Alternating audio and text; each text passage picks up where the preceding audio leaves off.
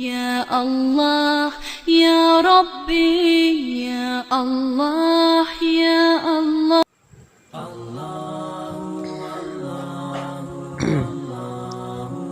ایک بادشاہ نے اعلان کیا کہ جو شخص جھوٹ بولتے ہوئے پکڑا گیا اس کو 5 دینار جرمانہ ہوگا۔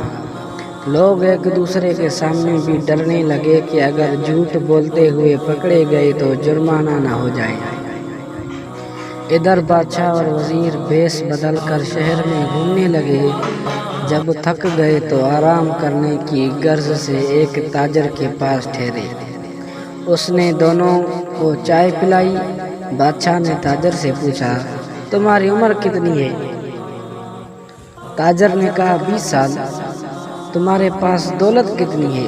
تاجر نے کہا 70,000 دینار۔ بادشاہ نے پوچھا تمہارے بچے کتنے ہیں؟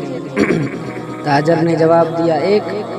واپس آ کر انہوں نے سرکاری دفتر میں تاجر کے کوائف اور جائیداد کی پڑتال کی تو اس کے بیان سے مختلف تھی۔ بادشاہ نے تاجر کو دربار میں طلب کیا اور وہی 3 سوالات دہرائے۔ تاجر نے وہی جوابات دیے۔ بادشاہ نے وزیر سے کہا اس پر 15 دینار جرمانہ عائد کر دو اور سرکاری خزانے میں جمع کرا دو، کیونکہ اس نے 3 جھوٹ بولے ہیں۔ سرکاری کاغذات میں اس کی عمر 35 سال ہے، کیونکہ اس نے پہلے بتائی تھی 20 سال۔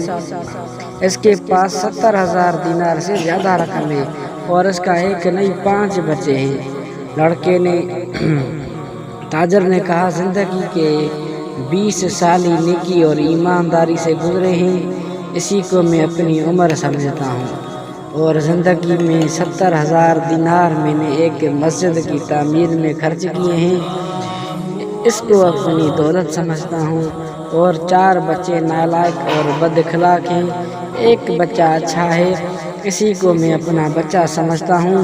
یہ سن کر بادشاہ نے جرمانے کا حکم واپس لے لیا اور تاجر کو کہا ہم تمہارے جواب سے خوش ہوئے ہیں۔ وقت وہی شمار کرنے کے لائق ہے جو نیک کاموں میں گزر جائے، دولت وہی قابل اعتبار ہے جو رائے خدا میں خرچ ہو، اور اولاد وہی ہے جس کی عادتیں نیک ہوں۔ اللہ تعالی ہم سب کو نیک عمل کرنے کی توفیق عطا فرمائے، آمین۔